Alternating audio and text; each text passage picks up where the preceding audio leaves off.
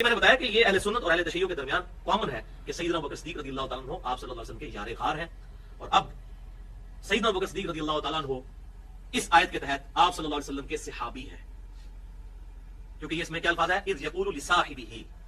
کہ جب وہ اپنے صحابی سے کہتے تھے ساتھی سے۔ اب چونکہ سیدنا ابوبکر صدیق رضی اللہ تعالیٰ عنہ کی صحابیت قرآن سے ثابت ہو گئی ہے پرٹیکولرلی،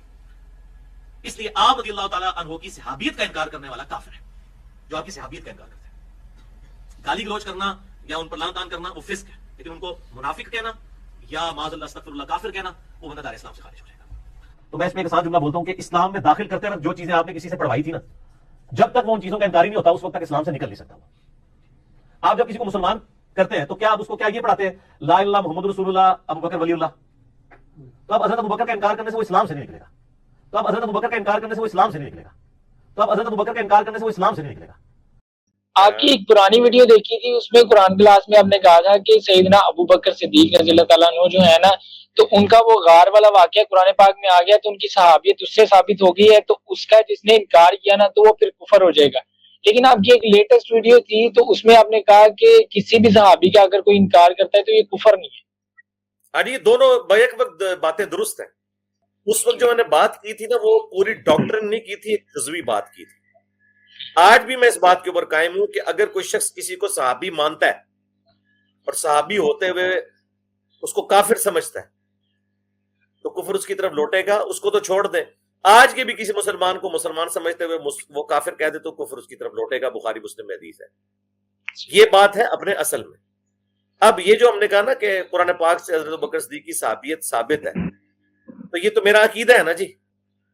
اب چونکہ میرے نزدیک ثابت ہے، اگر میں اس کا انکار کرتا ہوں تو میں تو کافر ہوں۔ لیکن اگر ایک شخص اس چیز کو نہیں مانتا، ظاہر ہے قرآن میں نام تو نہیں ہے حضرت ابوبکر کا،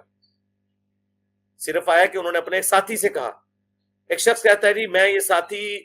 ان کو نہیں مانتا کیونکہ قرآن میں تو ذکر نہیں ہے، تو اب میں اس کو کیسے منواؤں؟ اس کے لیے بخاری بتانی پڑے گی۔ وہ کہ جی میں بخاری کو نہیں مانتا، تو اب معاملہ ہو گیا ایمبیگوس۔ نمبر 2، یا وہ کہتا ہے کہ جی میں مانتا ہوں کہ حضرت ابوبکر تھے لیکن میں حضرت ابوبکر صدیق رضی اللہ تعالیٰ عنہ کو صحابی مانتا نہیں ہوں۔ قرآن میں جو آیا نا تو وہ صاحبی ان کے ساتھی کے معنوں میں آیا۔ وہ تو حضرت یوسف علیہ السلام نے بھی اپنے جو جیل کے ساتھی تھے ان کو بھی صاحب کہا تھا، تو یہ ان معنوں میں ہے۔ پھر وہ کہ جی آپ کی بخاری میں لکھا ہے کہ نبی علیہ السلام سے جب حضرت عمر نے اجازت مانگی کہ میں عبداللہ ابن ابی کو قتل کر دوں تو حضور نے کہا چھوڑ دو، لوگ کہیں گے یہ اپنے صحابی کو قتل کرتا ہے، تو وہ کہے گا یہ تو قانوناً بات ہو رہی ہے صحابی والی۔ ساتھی یعنی جو اس وقت آپ کا نیبرہڈ میں بیٹھا ہوا ہے، ایکس وائی زی کوئی بھی، یہ ہے اس کی نٹی گریٹیز۔ دنیا میں کوئی بھی مسلمان کسی بھی فرقے کا ہو کسی دوسرے کو مسلمان سمجھتے ہوئے کافر نہیں کہہ رہا ہوتا یا انکار نہیں کر رہا ہوتا۔ اچھا، اب اس کے ثبوت میں وہ بخاری کی حدیث ہے، مسلم میں بھی ہے کہ ابن ابی بلتہ نے جو نبی علیہ السلام کی مخبری کر دی تھی اور حضرت علی کو پیچھے سے بھیجا، تو جب وہ خط واپس لے کر آئے حضرت عمر نے کہا یا رسول اللہ اجازت دیں میں اس منافق کی گردن کاٹ دوں جس نے آپ کا راز لیک کیا، تو نبی علیہ السلام نے فرمایا عمر چھوڑ دو، تمہیں نہیں پتا اصحاب بدر کی اگلی پچھلی غلطیاں معاف ہیں۔ ابن ابی بلتہ بدری صحابی ہو کے نبی علیہ السلام کے ساتھ اس نے غداری کی، اور غداری کی سزا قتل ہی ہے، نبی کے ساتھ غداری منافقت ہی ہے، لیکن نبی علیہ السلام نے کہا کہ اس نے دنیا کی محبت میں مغلوب ہو کے کیا ہے، کیونکہ جب حضور نے اس سے پوچھا اس میں آیا بخاری مسلم میں، اس نے کہا یا رسول اللہ میں یہ چاہتا تھا کہ میرے جو وہاں پہ بیوی بچے یا میرے رشتہ دار یا میرا جو مال ہے مکے کے اندر اس کے عوض وہ اس کو نقصان نہ پہنچائیں، اس لیے میں نے بتا دیا کہ نبی علیہ السلام مکے میں چڑھائی کرنے والے ہیں۔ تو پھر حضور نے خود ہی کہہ دیا کہ اس نے دنیا کی محبت میں مغلوب ہو کے ایسا کیا، یعنی فی نفسی یہ مومن تھا، صرف اس نے کمزوری دکھائی دنیا کی محبت کی وجہ سے۔ لیکن حضرت عمر اسے منافق اور کافر سے بھی اگلی ڈگری دے چکے تھے، تو اس حدیث میں نہیں آیا کہ نبی علیہ السلام نے حضرت عمر سے کہا ہو کہ تم معافی مانگو، تم نے ایک مسلمان بدری صحابی کو منافق اور کافر کہہ دیا، کیونکہ حضور کو پتا تھا حضرت عمر نے جو اجتہاد کیا نا اپنے زوم میں وہ بالکل درست کیا کہ نبی کے ساتھ غداری منافقت ہی ہے، جبکہ نبی علیہ السلام نے وحی کے ذریعے کلیریفائی کر دیا کہ اس کی دنیا سے محبت سے مغلوب ہونا ہے، لہٰذا یہ دونوں چیزیں اپنی جگہ درست ہو گئی۔ حضرت عمر کا اس کو منافق کہنا بھی درست جب تک کہ حضور نے بتایا نہیں تھا، اور جب حضور نے بتا دیا تو اس کے بعد حضرت عمر نے اس پہ کوئی معافی ریکارڈ نہیں کروائی، نہ رجوع نہیں ریکارڈ کروایا،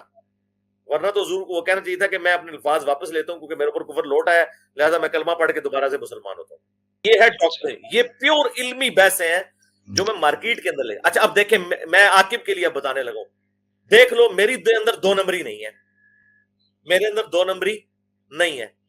اسی وجہ سے میں حضرت معاویہ کو منافق نہیں کہتا. مجھے آگے شیعہ جب کہتے ہیں نا جی صحیح مسلم میں حدیث ہے علی سے محبت نہیں رکھے گا مگر مومن, علی سے بغض نہیں رکھے گا مگر منافق, ہم کہتے ہیں بالکل. وہ کہتے ہیں تمہاری بخاری مسلم سے ہی ثابت ہے کہ امیر شام کے دور میں حضرت علی پر ممبروں پر لعنت کی جاتی تھی اور حضرت علی سے انہوں نے جنگیں بھی کی, حضرت علی کو گالیاں دیں اور دلوائیں, اس کے بعد بھی تم حضرت معاویہ کا دفاع کرو گے کہ ان کے دل میں بغض علی نہیں تھا. اب لاجیکلی ایتھیکلی تو ان کی بات میں بڑا وزن ہے کہ جو بندہ جنگ کرے کسی سے, اس کے مرنے کے بعد بھی 20 سال تک اسے گالیاں دے اور دلوائے, اور میں کہوں نہیں وہ اس کے دل میں اس کے لیے کوئی نفرت نہیں تھی, وہ بڑا پیار کرتے تھے اس سے, تو دنیا میں تو یہ میری بات مانی نہیں جائے گی.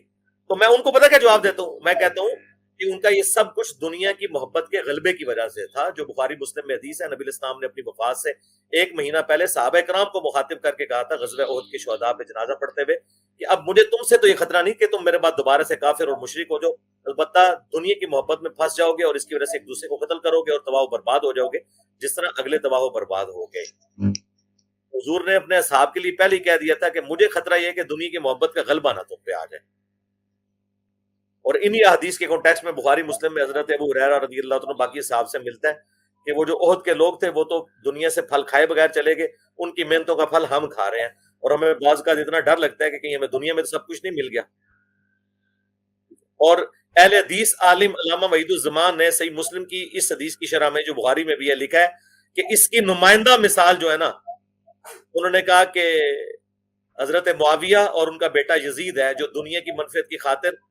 باپ جو ہے وہ لڑتا رہا حضرت علی سے, اور بیٹا خود لڑتا رہا حضرت حسین سے, اور دادا یعنی ابو سفیان وہ رسول اللہ کے ساتھ لڑتے رہے. اب اتنے سخت الفاظ لکھے ہیں علامہ وحید الزمان نے, وہ میں نے دکھائے ہیں. میں اگر 2 نمبری کرتا تو یہاں میں کہتا نہیں حضرت معاویہ نعوذ باللہ منافق ہے,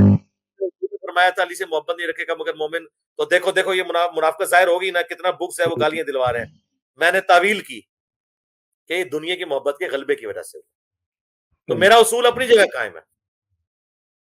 میں اللہ کے فضل سے جس اصول پہ کھڑا ہوتا ہوں نا, آپ مجھے اس پہ گرا نہیں سکتے. ہاں میرا اصول فی نفسی غلط ہو وہ آپ ثابت کریں,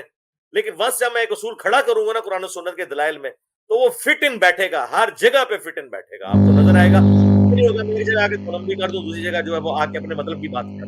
نہیں یہ چیز